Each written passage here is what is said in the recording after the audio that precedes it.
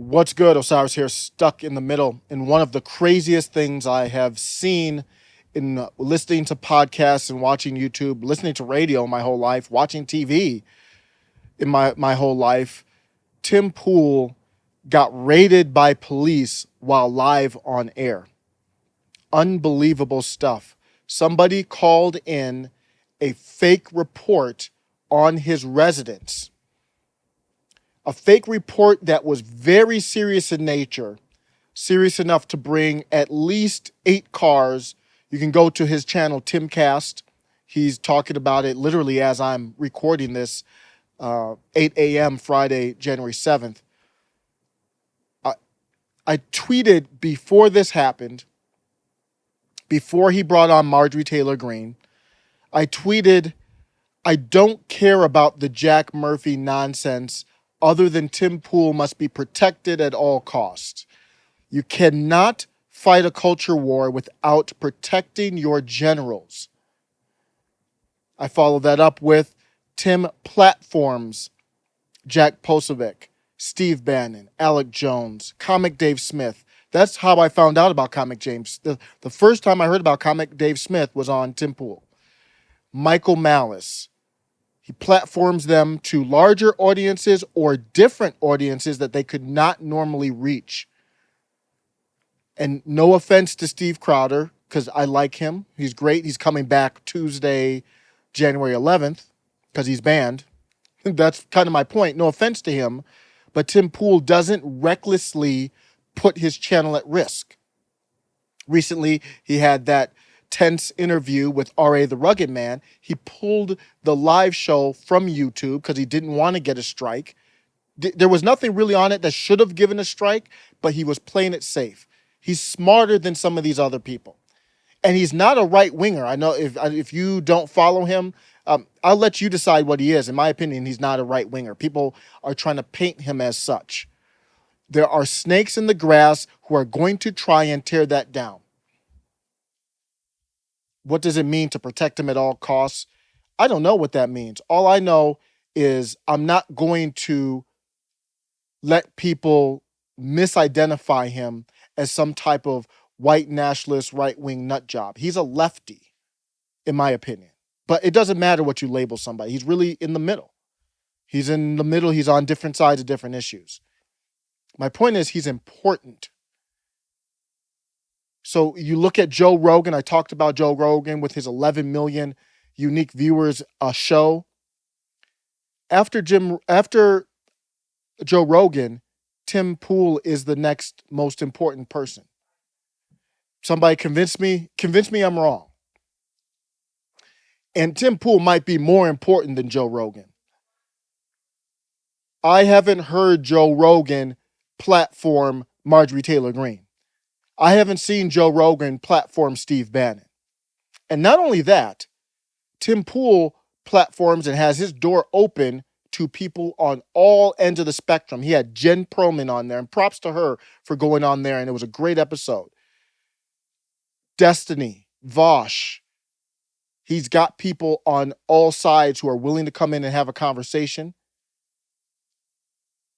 We are in the middle of informational warfare. I did a video. I said, there's a lot we can do. And some of what we can do is just support a guy. You leave it up to you, but I do subscribe to his subscription service.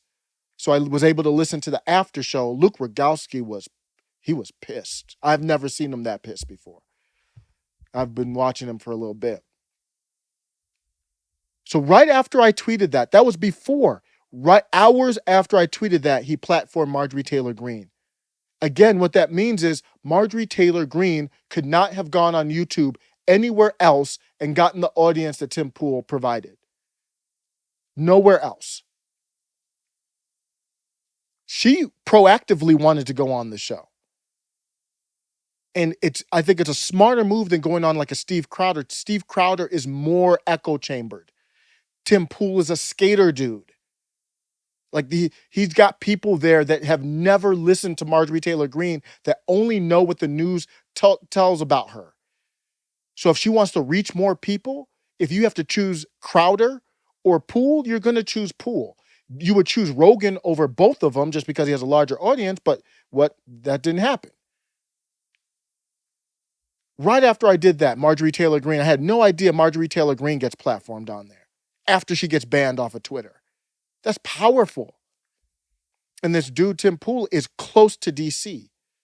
Somebody calling in a fake SWAT threat, this term swatted, I never even knew that was a verb, but other than the SWAT team coming in, and ironically, Officer Brandon Tatum was on there. He's great on there. He was great.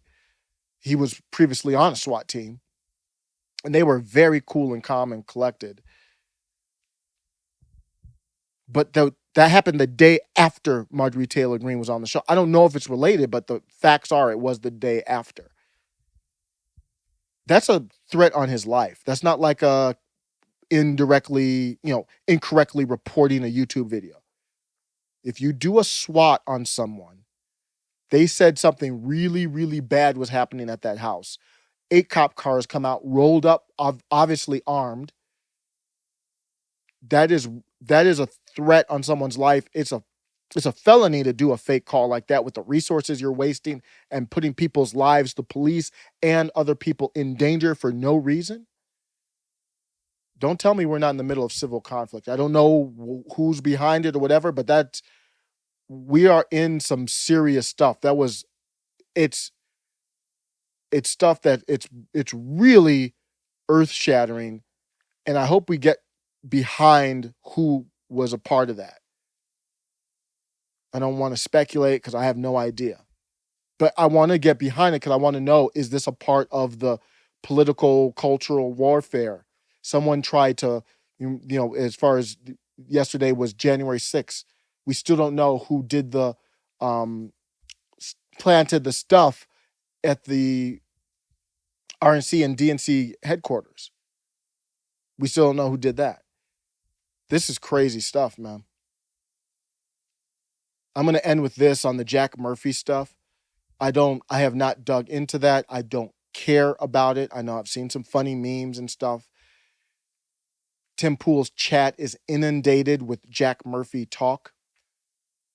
My main concern is that the association with Jack Murphy should not affect Tim Poole, from what I've seen.